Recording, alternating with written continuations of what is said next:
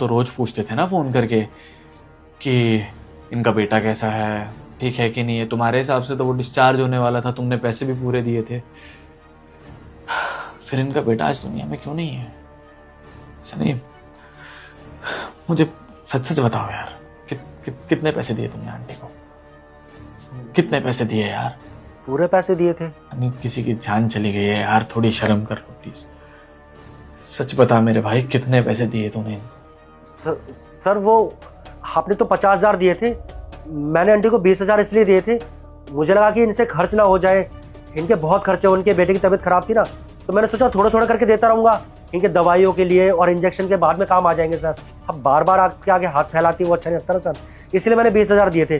30,000 मैं बाद में देने ही वाला था, पर सर मुझे नहीं पता था कि इनके बेटे का देहांत हो गया है। आंटी जी, आपने 50,000 ही क्यों मांगे थे अपने बेटे के लिए, मैं जान सकता हूँ?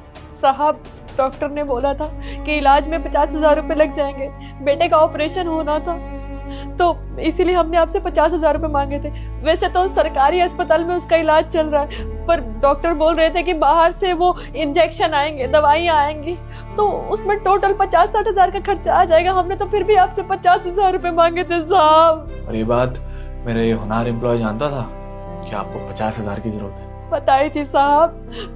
साहब ने जब मुझे 20,000 रुपए दिए तो मैंने बोला था कि मैंने तो बड़े साहब को बोला था कि मुझे 50,000 रुपए चाहिए, तो मुझे 20,000 रुपए क्यों पकड़ा रहे हो? इन्होंने बोला कि चुपचाप रख लो, तुम लोग ऐसे ही होते हो, झूठ बोलकर बड़े लोगों से पैसे मांग लेते हो, इसलिए साहब बस मैंने वो 20,000 रुपए रख लिए। सॉरी सर, गलती हो गई मुझसे। सर मैंने बताया ना कि मुझे कुछ और सूझ ही नहीं रहा था, मुझे लगा इतने सारे पैसे आपने दिए, मैं इनको 20,000 दे देता हूँ और ये डर के मारे आपसे कुछ बोलेंगे नहीं, क्योंकि इनको जो भी बात करनी होती है मुझसे ही करती हैं। इनको एडवांस ये होता है या कुछ भी दिक्कत होती है तो ये सारी बातें मुझसे करती हैं, आपसे नहीं करती।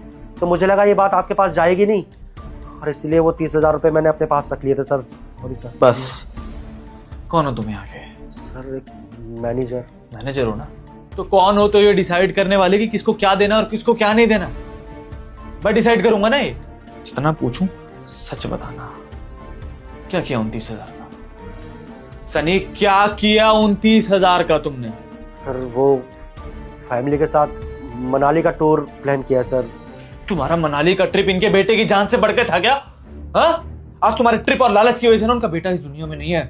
बॉस्टर्ड, क्या करूं मैं तुम्हारा?